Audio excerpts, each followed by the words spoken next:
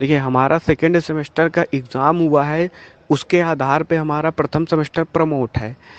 Promote है, promote में जिसका बैक लग गया है हमारा सेकेंड सेमेस्टर में, उसका प्रमोट संभवतः कैंसिल हो जाएगा पूरी तरह से। उसको सारे एग्ज़ाम देने पड़ेंगे। ऐसे प्रशिक्षुओं की संख्या लगभग 72,000 है हमारे बैच में, जो कि हमारे बैच की आधी संख्या है। तो सबसे पहले आप लोग संख्या देख के चला करिए। तो अब मेन चीज़ है कि हम बात करते हैं, हम मांग रख रहे हैं अपने थर्ड सेमेस्टर प्रमोट की। हम मांग रखते हैं थर्ड सेमेस्टर प्रमोट की, बहुत अच्छी बात है, हम चाहते भी हैं कि हमारा थर्ड सेमेस्टर प्रमोट हो जाए। लेकिन थर्ड सेमेस्टर अगर प्रमोट होता है हमारा, तो उसका आधार क्या होगा? देखिए, सेकेंड सेमेस्टर के बेस पर थर्ड तो प्रमोट नहीं होगा, क्योंकि सेकेंड सेमेस्टर के बेस पे 72,000 प्रशिक्षुओं का प्रमोट एक बार कैंसिल हो चुका है। और उन 72,000 प्रशिक्षुओं का दोबारा से थर्ड सेमेस्टर का प्रमोट कभी ज़िंदगी में कैंसिल नहीं करेगी, चाहे वो SCRT हो, चाहे वो PNP हो। इतना वो लोग भी जानते हैं, इतना उनके अंदर भी चीज़ें हैं संज्ञान में। तो 72,000 लोगों का वो सेकेंड सेमेस्टर के आधार पर भविष्य नहीं खराब करेंगे। लेकिन अब अगर हम 95,000 प्रशिक्षुओं की बात करें, तो मुद्दा है कि हमारी मांग हो सकती है कि हम चौथे सेमेस्टर के आधार पर थर्ड सेमेस्टर प्रमोट करने की अपनी मांग को रखें। लेकिन जब हम चौथे सेमेस्टर के आधार पर थर्ड सेमेस्टर को प्रमोट करने की मांग रखने जाते हैं, तो सबसे बड़ी दिक्कत आती है कि हमारा चौथे सेमेस्टर का एग्ज़ाम किसी भी हाल में लास्ट अगस्त सितंबर 15 सितंबर के पहले होना असंभव है, क्योंकि 6 अगस्त को हमारा बैच पूरा होता है।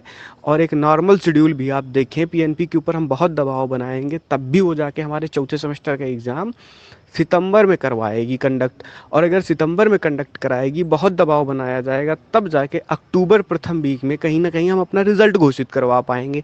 और अगर अक्टूबर में रिजल्ट घोषित हुआ, तो आप हमें ये बताइए कि प्रमोट का रिजल्ट कब आएगा थर्ड का? तब थर्ड के प्रमोट का रिजल्ट आएगा जाकर कहीं अक्टूबर में या तो नवंबर में।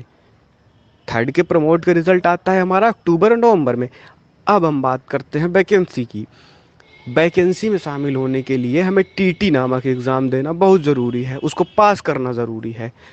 तो मैटर ये है कि अगर हम इसी बीच टेट का फॉर्म आ गया, क्योंकि पहले से ही हम लोगों का टेट अभी विवादित है, उस पर ये संदेह है कि क्या 1 साल वालों का टेट वैलिड हो जाएगा, या जो है थर्ड सेमेस्टर पास वैलिड किया जाएगा।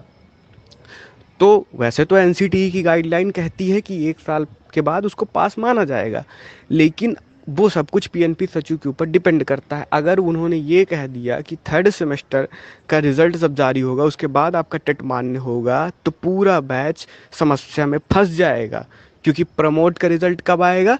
नवंबर में।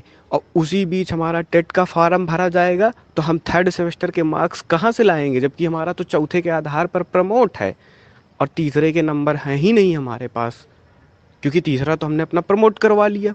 और अगर हमने अपना तीसरा प्रमोट करवा लिया और उसको हम टेट में भरेंगे, तो हम क्या भरेंगे, किस बेस पे भरेंगे बताइए?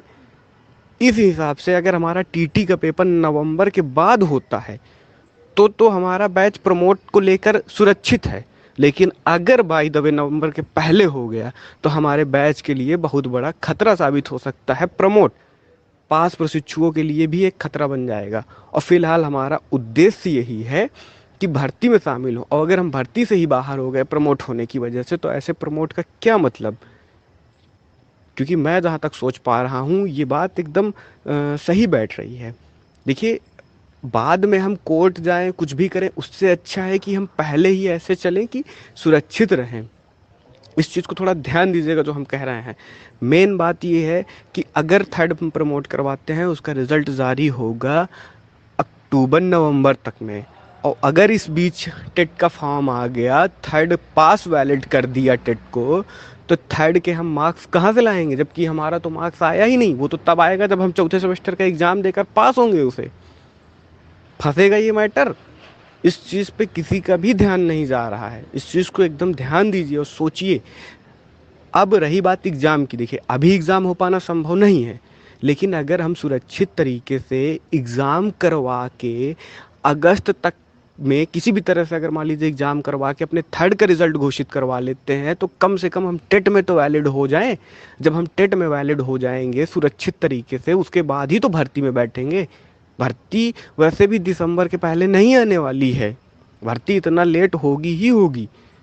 तो इसलिए हमारा सुरक्षित तरीके से वहाँ तक पहुँचना ज़रूरी है, ना कि बैच कंप्लीट कराना ज़रूरी है।